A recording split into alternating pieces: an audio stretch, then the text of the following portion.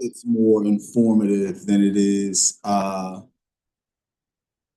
interactive, right? I think for our interactive things, that's probably, I'm going to develop those probably once I get through this cycle, evaluate how things went and then see, we always want to increase participation. Mm-hmm. But again, we know that's can be difficult because the nature of this place, right? There's always something going on. And then B, what I'm really tracking is who's listening to the recordings and how we can amplify that. Because as long as the people paying attention and listening, that's what it is for me. And like I told you, my boss, like for me, it's building this library, building this bank of information, of expertise that you all have, sharing it with the community. And then we'll focus, 4 or 5 years. Exactly. Have the resource there. And then we can focus on bells and whistles once we get through a full revolution. There's like 32 of these types of modules that I want to go through. Wow. And it's like $114, $115. So that's great. That's where it is. Absolutely. I will be right here if you have an audience of one. You're my audience. All right. That's absolutely fine. But we're already recording. So if you have 105, you can get started. Okay. So let's see. Is that the right? I think that's you. That's okay. That looks all right. It looks all right. And I can go ahead. Let's share the screen so we can. Oh yeah. See the slides. Yeah. There we go.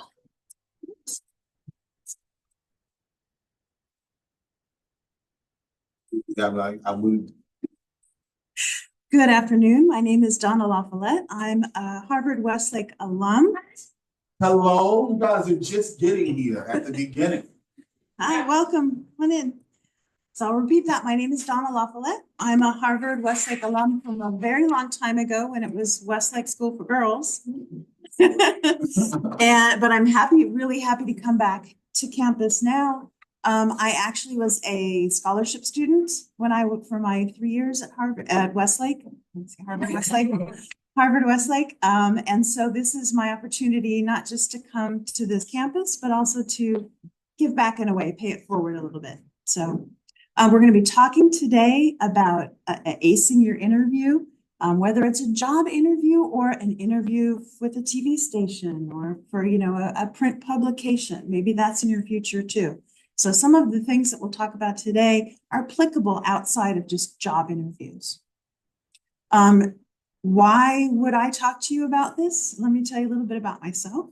I'm a librarian by trade. I worked mainly in university libraries and in a hospital library. And then I decided to change jobs just as a librarian. My dream job would have been to continue as a university librarian, but in a different state, or to become a full-time hospital librarian, because I'd only done that part-time. Well, a colleague dared me to apply for this other job as well. So I applied for these 3 different positions. Lo and behold, I was very, very, very fortunate to get all 3 jobs. I got 3 job offers in 1 week. So now I was faced with the decision of which job offer do I actually take. So that's leading up to what I want to tell you, which is make sure that in an interview, especially a job interview, you recognize that you are actually interviewing them as well. They're not just interviewing you, but you are interviewing them, because if you ever are in that lovely spot of having more than one option, you need to know how to make the right choice. When I entered the interviews for each one of these positions, the bottom of my list was the job that I currently have. I had no interest in it, but a friend dared me and I thought, okay, it's good experience to go through the process. Maybe it'll help me, get the other 2 jobs. What happened was that during the interview, I kind of fell in love with the staff that I'd be working with and the people that I would be working for. They were challenging, they were dynamic, they were bright, they were funny, they were fun to be with. And then also they explained throughout the interview the mission of the nonprofit that I now work for. They explained the mission and how all of them were driven towards playing their part in fulfilling that mission. So at the end of the day, I didn't take either of my dream jobs. I took the one job that I have now, which I've actually held for 15 years. What I do now is I'm the chief operating officer of a nonprofit. Instead of working in one single library, we work with around 300 different libraries, mainly in California, but also in 35 other states, to help them to get electronic resources like databases and e-journals. We negotiate on their behalf and help them to help their budget dollars to stretch, and also help to facilitate things like licensing for them. So that's my background. I've also, throughout my career, had mentees, high school students, university students. I've tutored elementary school students, and I've also worked with colleagues, with a sibling, and with friends to help prepare them to go through and actually get through an interview in order to score their dream jobs, or even just a job that's a placeholder or a stepping stone to their next position. All right, so let's get into this.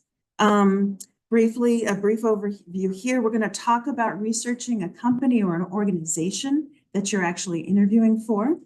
We'll talk about practice questions and mock interviews and how important it is to have that under your belt as you prepare to face an interview. They can be daunting, but if you're well prepared for an interview, your confidence level goes up. You feel much better about sitting in a room and talking about your own skills and experience, as well as talking about what you want to get from the job. And we'll also talk about a little bit about the STAR method. I actually wasn't horribly familiar with the STAR method, but it is a method to approach responding to questions that can help you as an interviewee focus in on what anecdotal stories can do in order to help you answer interview questions. So I don't mind being interrupted with questions during, but you can also save them for the end. Certainly, if you have any questions about clarification of anything I'm talking about, or you want further examples, please feel free to interrupt me. I'm fine with that. Okay, first, before you ever interview, let's say you've found a job that seems very interesting to you. You've gone in and the camera's off. Do you care about that? Is it? I don't care, but it looks like I think it's on. Right? Nope, that's just somebody else who joined the Zoom. Oh, okay. Sorry. Right. Oh, there we go. Okay, sorry about that.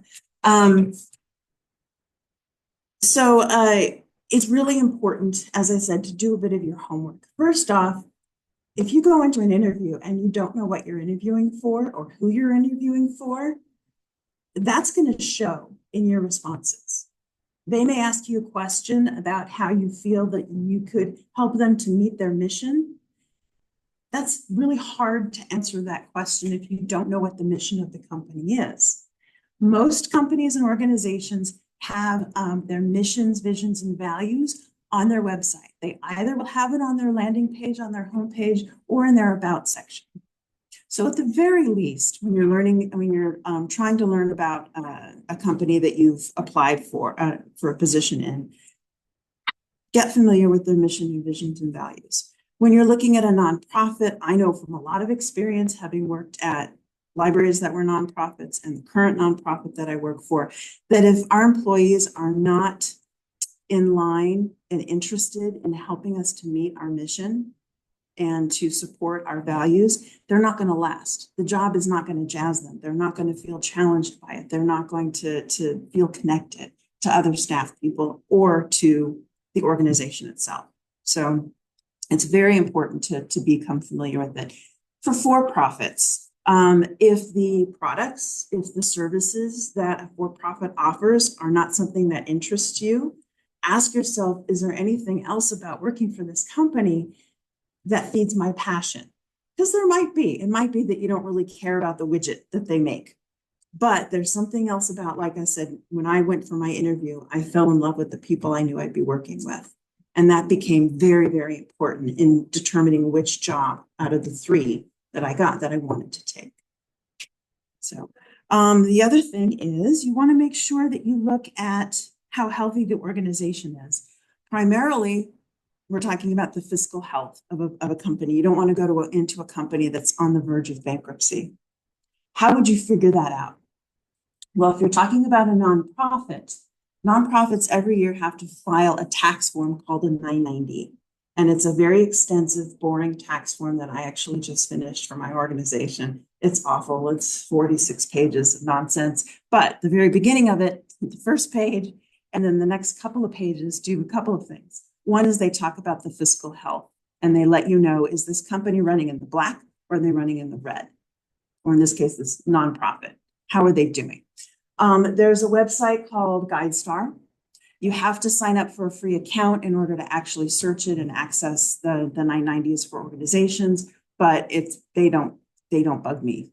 I have an account and they don't bug me about it. So you can go into GuideStar, look up the name of the nonprofit and pull up their latest 990, or even actually go back about 3 or 4 years to look at their 990s, along with being a good indicator of the fiscal health of the institution. It'll also repeat the mission statement, and it'll tell you how much of their income, what percentage of their income is spent on the different programs that they put on.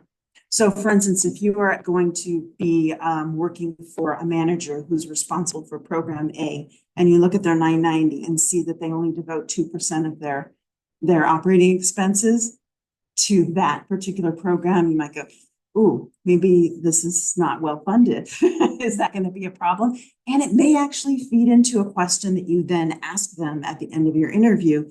Hey, I noticed that there's not a lot, doesn't seem to be a lot of financial support for this program. Is that going to continue in the future, or are you planning on feeding more money into this program? A potential employer would be wowed by that question, even though it sounds perhaps a little bit, how's your finances going? It's actually a very smart question. For-profits can be a little bit trickier.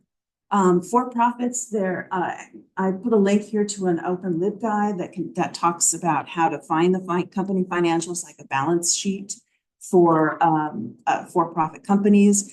Public companies are a lot easier to find that kind of information than private companies, because private companies are not required to publish as much financial information as public companies are. So, and then finally, the leadership in the, is the president, is the director, is the COO published? Look on Google Scholar and see if they've got any articles out there that might be of interest. The manager that you're going to be speaking with, or the person who's going to be interviewing you, can you find out any information about them? Okay. It's good to know beforehand. And of course, it's good to know who's interviewing you. So you want to make sure, if at all possible, that you get the name, the title, contact information, and email address is fine of anybody that you're going to be talking to. A lot of times you'll find out that information after your interview, but sometimes you will know before. A couple of reasons is it's good to know their names when you're speaking with somebody. I'm Donna. But then also afterwards, it's always nice to follow up with a thank you. People who interview and people who are looking to fill a position take a lot of time, put a lot of effort into it. And it's always nice for them to get a thank you. Next, we're going to look at the job description itself. If you get to the point where you've got an interview, you've found a job posting, you've submitted an application, maybe a resume and a cover letter, and maybe you even already had an initial interview, like a phone interview, and now you've got your final interview. Before you go into any interview, whether it's an initial one or a final interview, make sure you reread, and then read again the job posting, your application, your resume, your cover letter. Nothing is worse than going into a job interview and they ask you about something you wrote and you don't remember writing it. Or you've listed some experience and then you can't think of a single story or a takeaway from that experience that you had. So make sure you know going in exactly how you've already presented yourself in the application process. In fact, what I like to do is go through and highlight terms in the job posting that seem particularly poignant, or things that you think you want to talk about, and make sure you highlight certain skills or you address things certainly that are in the job post, if not also in the cover letter. And even if you don't get asked questions about those particular items or experiences, most interviews at the end will ask you, do you have any additional information for us? That's your opportunity to go, oh, I highlighted this and we didn't talk about this. So let me talk about this. Let me tell you. You know, I had this experience last summer where I interned here and I think it's applicable to this job in this way. Know your application again. Read the job announcements. Very, very important because in a lot of interviews, they will ask you, how did you find the job announcement and what made you apply for this job? So it's good to review that ahead of time, knowing you might be asked it, and it might also prompt you to think of some questions for them. Okay, the common interview questions that are linked here that you provided, yes, that's it. They're terrific questions. They're great to go through. And it's very important as you prepare for a job interview that you practice answering those questions, some of those questions, maybe not all of them. But it's also important that you look at the job posting, you look at the company identification information, and try to think of your own questions that you suspect they're going to ask you. They're going to ask you about your particular experience with a point of sale system or a software. What software have you used? Yeah. Sometimes, and it's becoming more and more common, I do this now every time when I'm interviewing somebody, you'll be supplied the questions ahead of time. That's fantastic because you can actually prepare your answers. The other side of that is you're expected to really answer the questions and answer them well because you know them ahead of time. I send them to candidates 24 hours ahead of time, so they don't have a ton of time to worry about answering the questions, but they have sufficient time, hopefully, to prepare some way to answer questions. So we have a few listings on the platform right now in the job description, the questions, like at the bottom of it, where it's like, these are interview questions and then what they're gonna ask. Part of that, and now it's interesting, you say you do that. Adults, yeah. I thought it was something, a trend we were seeing because a lot of people reach out to me looking for you guys, your specific demographic, and you know, they want to give you maybe a jump start on what you can be asked. This might be your first in-person interview for me, you know. But if this is happening overall. Yeah, the librarians that I interview, I will give them the questions ahead of time. Okay. Part of it is to try to give more of a level playing field because some people get very, very nervous during interviews. And this is a way to help sort of quell that because it's not going to be a total surprise. So they have a way to prepare. They have a way to go into it feeling a little bit confident, knowing what they're going to be asked. When you prepare your responses, it's great to do a little outline. I always write things or type things up. That's wonderful, but also it's important to practice speaking what your answers are going to be. You can do this in the mirror. You can absolutely ask yourself the questions and do it in a mirror. It is really terrific to have a partner to help you do this, to help draft. There you go, quasi volunteering already. To help draft the questions. So you would give your partner the job posting and any application, resume, cover letter that you've provided during the job search to that partner so that they know what kind of questions you might, they have a sense of what the job is and what you're looking for and what you've already told them.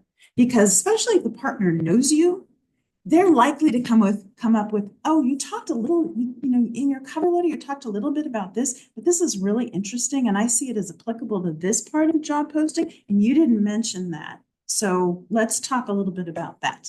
So it's wonderful to have that perspective. It's also important to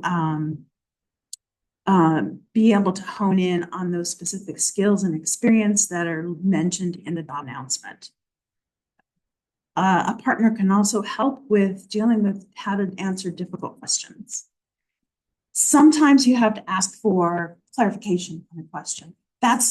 There's no problem with that at all. If, for instance, there's a question like, where do you see yourself in 5 years?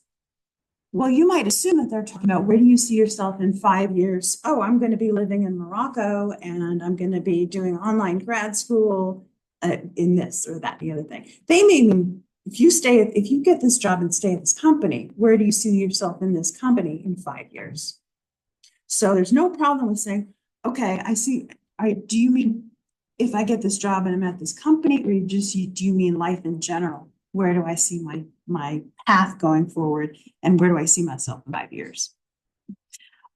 Sometimes you might be interrupted. So let's say you launch into, I'm going to be in Morocco as your answer in 5 years. And the interviewer says, no, no, no, no, no, no, no. I'm not asking you that. I want to know if you get this job, where you can be in 5 years. That can throw you off. So having a partner who does that, who interrupts you, or says, that's not the question that I want you to answer, I want you to answer this question, is an important thing to practice. And it does definitely help you to anticipate that happening, and also to build your confidence in terms of what to do when or if that happens. If you are asked about experience or skills that you don't have, be honest. There's nothing wrong with saying, I don't have that skill right now. Part of the reason why I want this job is I feel it would be very helpful and wonderful for me to develop that. And I'd like to learn from this experience. Or if you can relate something else that isn't specifically answering that question, but you can relate to it somehow. Like, let's say, how would you handle an emergency situation where so-and-so needs this product and such, by immediately, and nobody's helped them, right? You say, well, I don't have specific experience working in a manufacturing environment, but I can tell you last year when I was on vacation, there was a seal who beached itself right in front of us. And I was the one to go, hey, let's do this, this, and this. And I was able to organize people, or I was at least able to help. And we got the seal back out into the, there are ways that you can relate your experience. You're not going to be able to do that on the fly. But if you practice answering questions, it helps you to be able to know how to answer questions when you don't have a specific, oh, yes, I've got that experience. Such a good point. It's why our resume, for those of you who are working it, it's not work experience, it's experience, right? Things that can guide you towards what it is that you're wanting for. Yeah. And then my favorite part is the mock interview. So we always talked about getting yourself a partner and figuring out what kind of questions you would run through with this person. Ideally, it's going to be a partner who has more interview experience than you do, or at least different interview experience than you do. A mentor, a friend, a family mentor. I mentioned that I've done this with my older brother because he hadn't interviewed in 20 years and he was nervous about it. So we went through and did mock interviews several times over, and then he got the job. Parents, if you can avoid doing it with your parents, that's probably best, just because parents think we're amazing. And you're not necessarily going to get the constructive criticism that's going to be particularly helpful when you're building your interview skills. So, but parents aren't the worst option if that's they're available to you. Again, share the job announcement, any application materials with that partner. Help work together to draft interview questions. Have at least one question with multiple parts. Why? Because undoubtedly, if you do not practice having a question with multiple parts, you will get a question with multiple parts and you'll forget to answer at least one of the parts. So it's always a good question to set up something with multiple parts. And then after you've run through the questions, let's say you've got 5 questions and you run through your partner asks you the questions, you respond to them. Then what do you do with that? Great if you can time the interview, because then if you've run really long and you've just babbled and babbled and babbled when you've answered the questions rather than being focused and pointed and brief. Are there too many ums and ahs? That's something your partner can let you know. Do you sound professional or do you sound really informal? Like, dude is not the best form of address to use in an interview. Bro. And sometimes, what our vernacular is our vernacular. And sometimes you just throw it out there and you don't realize you're saying it, but your partner can help give you feedback on that. And then also you want to convey some of your personality. So whereas you do want to answer the question, You also want to let them know who you are. Give them a sense of who you'd be, what it would be like to work with you. So a lot of HR professionals, and I'm not an HR professional, but a lot of them say that when they're looking to hire somebody, they're looking for two things. Can they do the job, and will they do the job? The will they do the job part of that is based in great part on whether or not that person is determined to be a good fit for the organization and for the people in the organization at the company. So, and then finally, did you actually respond to the question? Did you answer the question? Did you address those multiple parts? You want to balance responding and actually answering the questions. Do you have any experience tutoring? Yes, I do. I tutored science and I tutored math with anecdotal information. For instance, one of my students, after tutoring them in math, ran up to me with their math test to show me that they got an A+ on their math test, and it was really great. That shows them not only did you have that experience, but you succeeded in what you were trying to accomplish by tutoring that student. And then let's move on to the STAR method. So along with anecdotal stories, what you want to do, and what the STAR method can help with is making sure that any stories you tell, anything that's not strictly, I have 2 years of experience, or I did that last summer for 3 months, is to be able to tell anecdotal stories to support your experience, to support and display your skill. The STAR method starts with situation, where you're setting the scene and giving some details about the example that you're talking about. Task, basically, you're describing what your responsibility was in the story. Action, what you did, not just your responsibility, but how you followed through with it.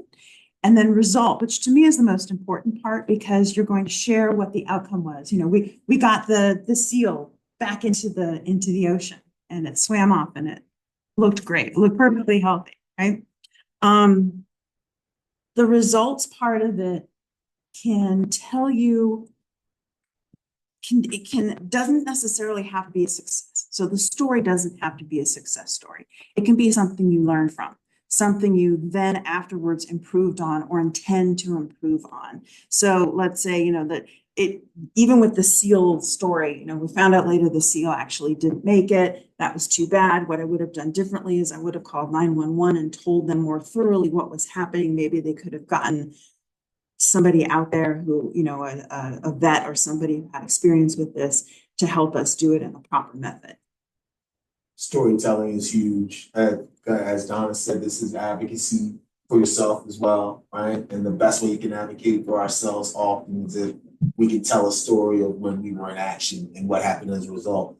And the second thing that she said that I think is crucial, particularly for you Harvard Westlakers who are so used to success and so used to achieving, are those stories that you tell when you weren't successful, when you failed, and like what you learned from that and what you can take going forward. Yeah. A new job should be an opportunity to feel challenged and to learn. You shouldn't, I can't imagine, I still, after 15 years at my job, am challenged every day by something pops up, or a new situation pops up that I'm dumbfounded by, and I've got to figure out what to do.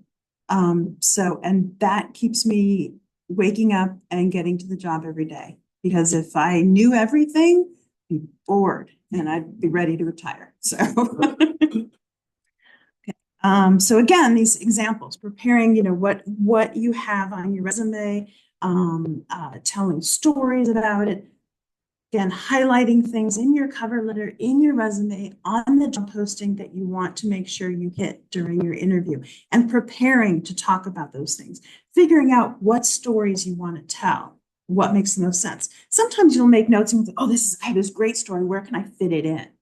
And it actually doesn't fit that job that you're going for. And you can't tell that great story, right?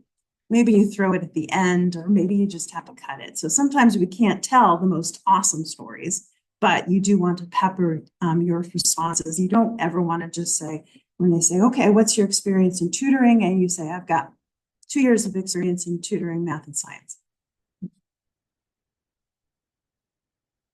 Yeah, crickets, right? Crickets, you know, that doesn't do anything for me. I got 2 years of experience in tutoring math and science. The last job I had, I did this and I had 3 students, and the best day that I had on that job was when that student ran up with their A+ on their math exam or something else.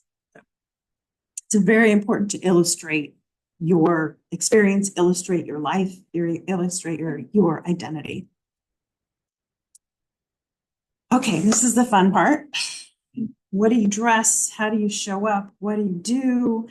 There's for a phone interview, you want to make sure. So a lot of times the initial interview will be a phone interview. You want to make sure you've got good service. You want to make sure you're in a place where you're not going to be interrupted.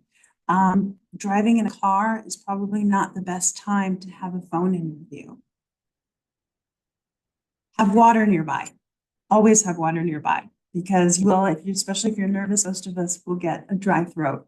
So, and it's okay to stop, take a second,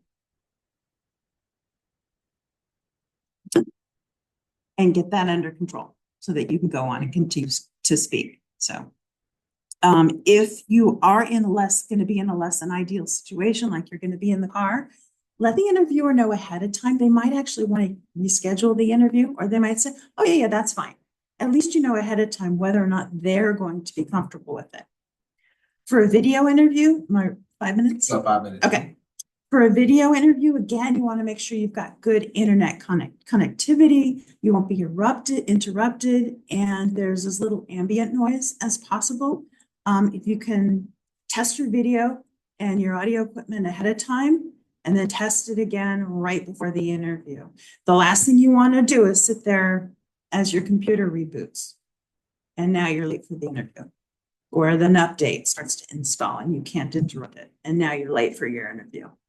Again, have water ready, blur your background. If there's any chance that anyone or anything is going to be zooming around behind you and causing any sort of distraction, you want the focus on you. That's why they're there. They're taking their time to talk to you, not see your brother having a fit in the background. Okay. Dress comfortably, but professionally. If you're on video, it's typically, you only have to worry about your tummy and up. So take care of that. Yeah. If you're not sure what a dress code should be, you can always ask the interviewer. You can say, what's your company dress code? That's fine. In person, same thing. What's the company dress code? If you can't get a sense of it either from the website or in any other way, if they haven't told you what the dress code is. If you're driving to the interview for an in-person interview, make sure you have directions. Make sure you have a sense of not just how long it's going to take you to get there, but where you're going to park, especially if the interviewer hasn't told you. Do you have cash to pay for parking if you need to? And also how long it's going to take you to walk from where you've parked to the interview location. Bring water, even in an in-person interview, in case it's not provided to you. And then also bring note-taking equipment. So whether it's a tablet or a pen and paper, it's great to take notes. You can come to an interview with your notes. You can come there with the job posting, with your application highlighted and with notes that you've got. That's fine. Most interviewers are going to be impressed by that, not worried by it. That's going to look very positive for you. Also, during an interview, especially if you don't have the questions ahead of time, if you're just being, the questions are just being shot at you, you can take a minute, make a few notes for how you say, oh, I want to talk about this, and I want to talk about this and this and this, before you actually start to speak. No one, especially if you're not given the questions ahead of time, expects you to start speaking as soon as they finish delivering the question to you. That's insane. So as you start to answer a question, you can always look down at your notes and make sure that you covered the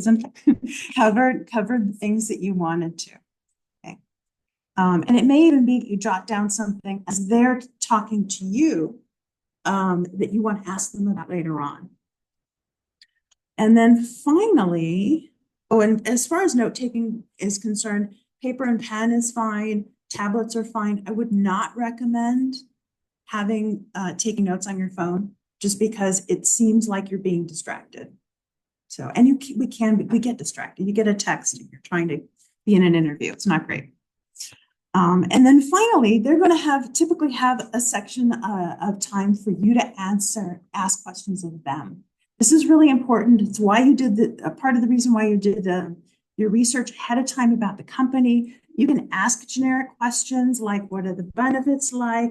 What's a typical day here look like? And then you can also ask specific questions about the future of the company, how they see this position fitting in and helping to fulfill the mission of the company or organization. You can ask about a timeline, you know, when do you expect to fill this position, and who do I contact if I have any questions or follow-up? Although they will probably tell you that. Hopefully they will. And then finally, you might not hear back from them. So even if you do your due diligence, you send them a glowing, lovely thank you email for their time and their effort and how excited you are about the job and how you didn't know this and you learned this during the interview. You may not hear back from them. That's not a reflection of you. It's a reflection of them. And typically, when I didn't hear back from a company, I was like, well, glad I'm not working for them. I get back every applicant whenever I have a job opening. But some companies get 10,000 applicants for one opening. They're probably not going to get back to everybody. So I hope this was helpful. Please do feel free to reach out to me if you have any other questions. If you have questions now, I'm very happy to field any. Thank you. Thank you. I will be available.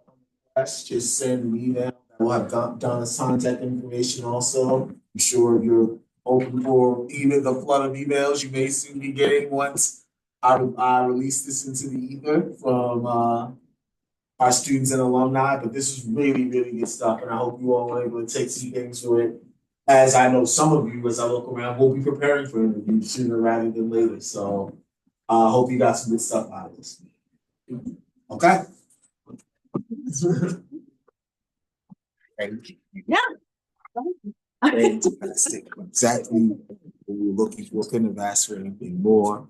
I got people reaching out. They're like, "This is great." I'm like, "This is what I wanted." I think one of the concerns with people like, "I'm an alum. This is for me. It's for older people. It's for the students." And I'm like, kind of sort of crafted where it kind of sort of covers everything. I was a little more worried that it wasn't applicable, like for people looking for their first job. Yeah. It's a little harder. Yeah, for sure. But that's kind of sort of how we operate, though. Like they appreciate it. Like they get the adult treatment, and so when they're ready for it, right, it won't be the first time. Right? So they've got some things here that they learned. I have an alum at 2 that I'm preparing for. Donna, right next where you parked is where the bookstore is. If you want to, feel free to go get something. It's on HW Works. All right.